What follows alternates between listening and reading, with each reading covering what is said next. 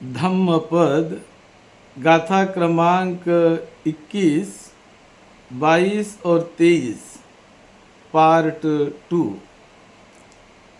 आज दिनांक 29 जून 2024 ये धम्मपद की गाथा के साथ बड़ी अच्छी अच्छी कहानियाँ जुड़ी हुई है।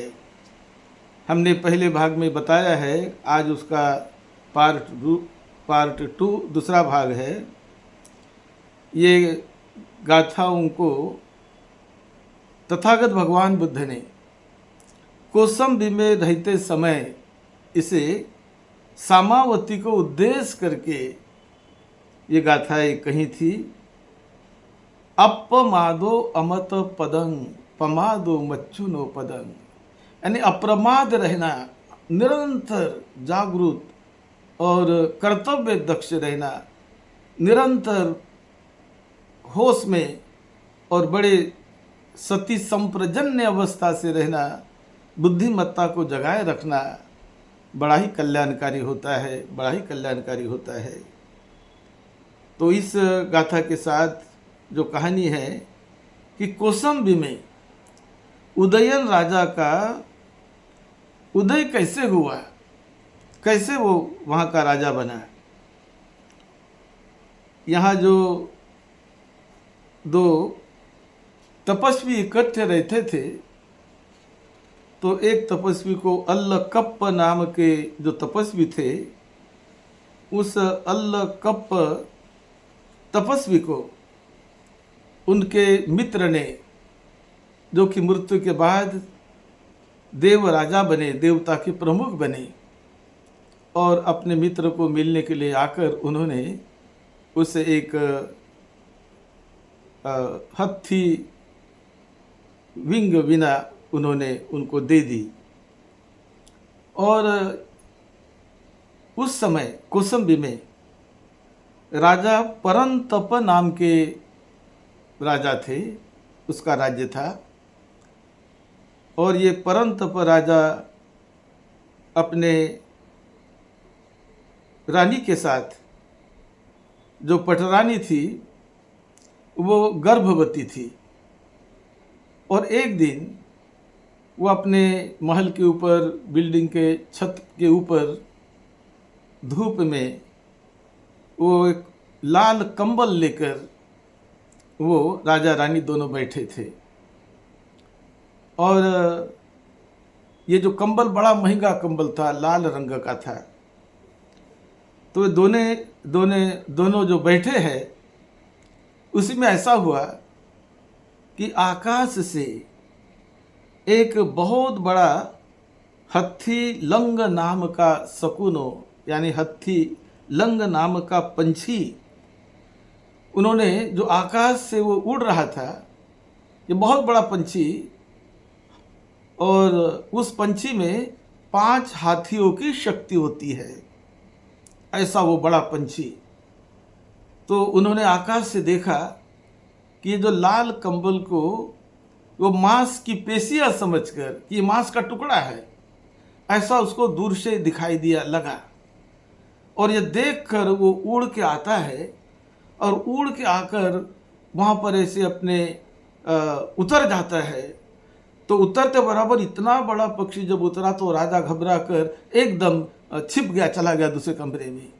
लेकिन ये रानी जो गर्भवती थी, वो जल्दी उठ नहीं पाई और कंबल ओढ़कर वो बैठी थी।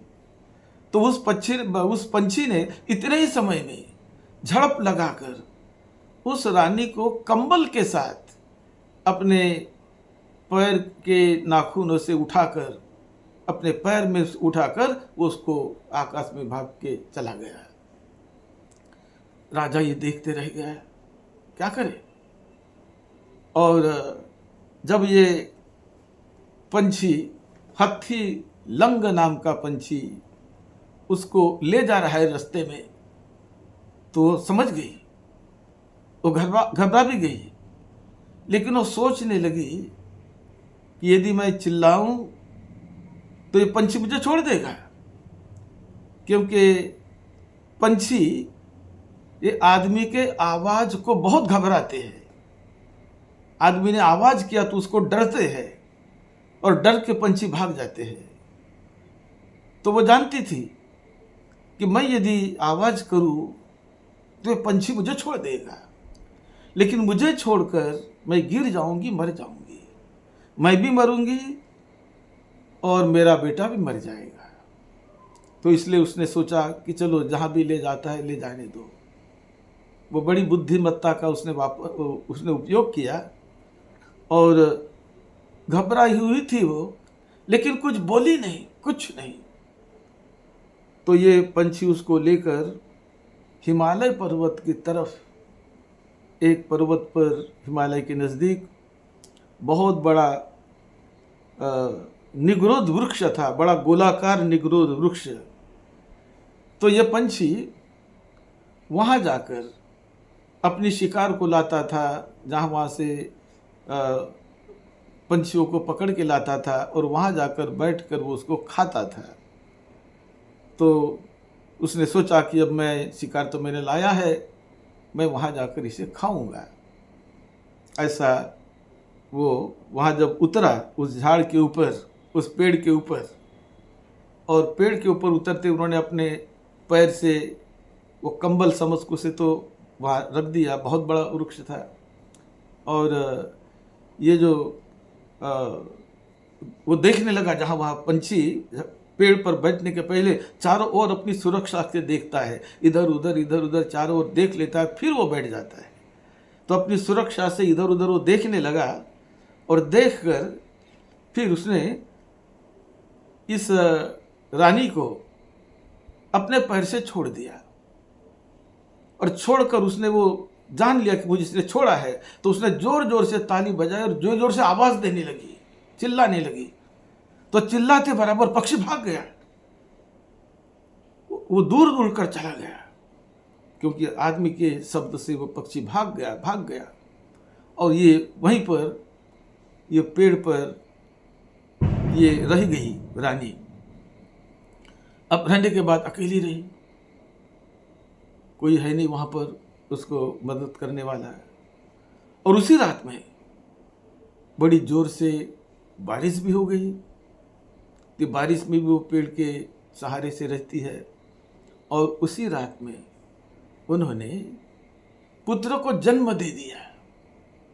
अब ये तो रानी थी, बहुत उनका देखभाल करने वाले, सेवा करने वाले लोग राजधानी में रहते थे, राजमहल में, लेकिन अब यहाँ कोई नहीं उनकी सेवा करने के लिए।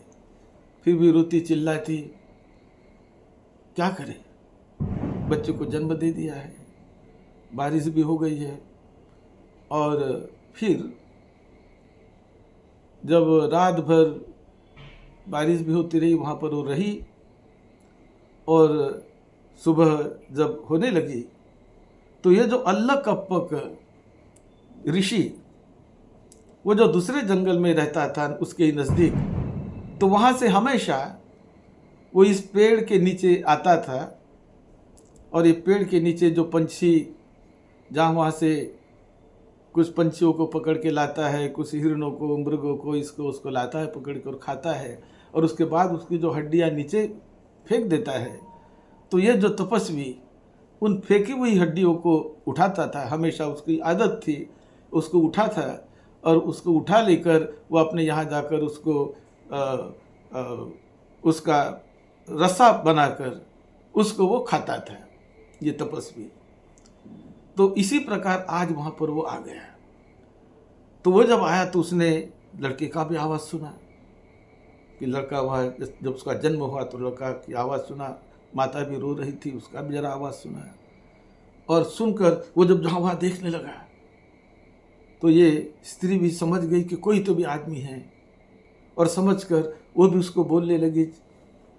और ये भी उसको देखने लगा कि कोई तो भी महिला है और बच्चे को लेकर है। तो उसने उससे बातचीत की और उसने कहा कि तुम घबराओ नहीं, मैं तुम्हें मदद करूंगा, तुम्हारी मदद के लिए मैं रहूंगा, घबराओ नहीं। मैं भी क्षत्रिय हूँ, राजा था, तपस्वी बन गया हूँ, लेकिन मैं तुम्हें मदद करूँगा, आ जाओ मदद करूँगा। तो उस पर उन्होंने विश्वास किया और उसको नीचे उतार लिया। उतारने के बाद लड़के को भी और उसको वो संभालने लगा, कुछ दिनों तक रहने लगे। फिर अच्छे एक दूसरों के सील का पालन करते हुए, क्योंकि वो तपस्वी था और ये भी अबला थी, तो उनकी सील की रक्षा करते हुए वो रहने लगे, एक दूसरे को मदद करने लगे। अब कोई वहाँ पर है नहीं, तो दोनों वहाँ पर कुछ समय तक रहने लगे। और उसके बाद एक दिन उन्हें पता चलता है उस तपस्वी को कि कौसंबी का राजा परंतप, उनकी मृत्यु हो गई है। उसने नक्षत्र को देख लिया और जान लिया कि उसकी मृत्यु हो गई है। तो तब ये दुखित अंतःकरण से बताने लगा कि जो बहुत अच्छा राजा था, परंतप नाम का राजा कौसंबी का, उसकी मृत्यु हो गई है। तो तब ये कहने लगी, अरे ये परंतप की कैसे, तुम कैसे जानते हो मृत्यु हो गई? तो उन्होंने कहा कि मैंने नक्षत्र को देखकर जान लिया, पता लगा मुझे मेरे विद्या से। और वो कहने लगी कि देखो, आज यदि मैं वहाँ होती तो ये जो पुत्र है उनका पुत्र है, आज ये राजकुमार बनता है, राज्य उन्हें मिल जाता है, लेकिन क्या करे, मैं तो यहाँ फंस गई हूँ, क्या करें? तो वो कहना, उसने कहा कि तुम उसकी रानी हो, कैसे, क्या सबूत है तुम्हारे पास? तो उसने बता दिया कि जब वो उस कौसंबी में राजा के साथ रहती थी, तो उसने, राजा ने उनको एक राज मुद्रा की अंगूठी उनको दी थी। उस अंगूठी पर राज मुद्रा लगी हुई थी, तो वो भी निशानी कि मैं वहाँ उनकी रानी हूँ। और ये कंबल लेकर मैं बैठी थी वहाँ पर राजा के साथ, और ये कंबल ही निशानी है। और उसके बाद उसने कहा कि तुम चिंता मत करो, मैं तुम्हें मदद करूँगा, तुम्हें, तुम्हारे बच्चे को वो मैं राज्य दिलवा दूंगा, ये राजकुमार बनेगा, राजा बनेगा वहाँ का। तो कैसे? तो जब इनके मित्र ने इनको जो वीणा दिया था, हाथियों को भगाने के लिए जो वीणा दिया, और वीणे का एक मंत्र भी उनको सिखाया कि एक तार को छेड़ने से, जब तार को छेड़ोगे, उसको बजाओगे, तो हाथी भाग जाते हैं, पीछे देखेंगे भी नहीं, भाग जाएंगे। और दूसरा तार बजाओगे, मंत्र कहोगे, तो हाथी वो दौड़ के चले आएंगे। और तीसरा तार जब बजाओगे, तो हाथी का जो प्रमुख, वो विनम्रता से नज़दीक आएगा और अपनी पीठ पर आपको बिठाकर जो भी आप सेवा चाहते सेवा करेगा, और सारा हाथियों का समूह उसके साथ सेवा करेगा। तो ये जो मंत्र उनको जो मिला था, ये जो वीणा जो उन्हें के पास था, तो उन्होंने बताया कि मैं ऐसा इसका उपयोग करूँगा और मैं इनके वहाँ राजा बनवा दूँगा। तो रानी भी बड़ी प्रसन्न हो गई, अच्छा होगा, चलो ये करेंगे, ऐसा इनको राजा बनाएंगे। ऐसा सोचकर उन्होंने दूसरे दिन, कुछ दिनों के बाद, मतलब वहाँ रहते थे, इसकी मृत्यु कुछ दिनों के बाद हुई थी। ये लड़का कुछ सालों तक बढ़ गया था, उसकी उम्र बढ़ गई थी, इतने सालों तक वहाँ वो रहते रहे। तो उसने उसकी मृत्यु के बाद, यानी राजा परंतप की मृत्यु के बाद, इसको राजा कैसा बनाए, तो उसने वो वीणा की तार को बजाया, और पहली तार को बजाते बराबर सारे हाथी दौड़ के चले आए। फिर तीसरी तार बजाया उन्होंने, कि तीसरी तार से बजाने से उनका जो हाथी प्रमुख, वो एकदम विनम्रता से उसके पास आता है और अपनी पीठ पर उनको बिठाता है और क्या चाहिए, क्या सेवा हम करें, ऐसा उन्हें पूछता है। तो तीसरी तार उन्होंने बजाई और हाथी का जो प्रमुख वो आ गया और सारा हाथी का समूह आ गया। और उसके बाद उसने बताया कि देखो, कौसंबी में जाना है और वहाँ पर वो राज्य को हमें इस बच्चे को देना है, ये बच्चा राजकुमार है। तो ये सोचकर हाथी पर बैठकर वो चले गए कौसंबी। और वहाँ जाकर फिर उन्होंने कह दिया कि राजकुमार हूँ मैं ऐसा ऐसा मेरी कहानी हुई, ऐसा ऐसा मेरी माता है, ये है वो, सारा उन्होंने परिचय दे दिया। तो माता तो उनके साथ नहीं गई, लेकिन ये जो लड़का वो चला गया और जाने के बाद वो कहने लगा, सारी कहानी वो बताने लगा। और कहानी बताने के बाद वो उनके जो राजा के कर्मचारी थे, अधिकारी थे, सभी लोग थे, पूछने लगे कि भाई तुम राजकुमार हो, क्या निशानी है तुम्हारे पास, कैसे हम माने तुम्हारी बातों को, तुम जो बता रहे हो हम कैसे माने। तो उसने कहा कि देखो, दो चीज़ें मेरे पास है, एक तो राज मुद्रा, ये मेरे माता ने मुझे दी है, वो मेरे पास है, और ये कंबल ये मेरे पास है। तो वो सब लोग जानते थे कि लाल कंबल में वो रानी बैठी हुई थी। राज मुद्रा को उन्होंने पहचान लिया और पहचान कर उनको वो जान गए कि यही इस कौसंबी के राज्य का अधिकारी है, इसे ही राज्य मिलना चाहिए। तो इस प्रकार वो राज्य उसे मिल गया। उसका जो उदयन नाम इसलिए रखा गया था कि रात भर तो बारिश आती रही जब उसका जन्म हुआ, और बारिश आने के बाद सुबह सूरज उगते समय, सूरज का उदय होते समय उसका जन्म होता है। होते समय सूरज का उदय हुआ और खुशी की बात की उनकी वो अल्लाह तपस्वी से मुलाकात भी हो गई, तो इसलिए उसका नाम उदय रखा गया, उदय कुमार। और तब ये कौसंबी का राजा उदय कुमार वो राजा बन गया। और इस प्रकार पुण्य कर्म जो कैसे मदद करते हैं, कैसे वो दिक्कत में आने वालों की रक्षा करते हैं। वहाँ पर जंगल में भी उनको अल्लाह तपस्वी मिल जाता है, और ये जो पंछी है वो पंछी भी वहाँ उसको लेकर छोड़ देता है बड़े वृक्ष पर और भाग जाता है। और रात में कोई भी उनके साथ नहीं है, फिर भी बड़े हिम्मत से, बड़े शक्ति से और बड़े धैर्यता से, प्रमाद न करते हुए वो रात भर जागती रही है। और इस बड़े दिक्कतों से में भी वो बहुत कष्ट को झेलती हुई, सारे को सहती हुई उन्होंने अपने बच्चे का रक्षण किया और उन्हें वो राज्य मिल गया।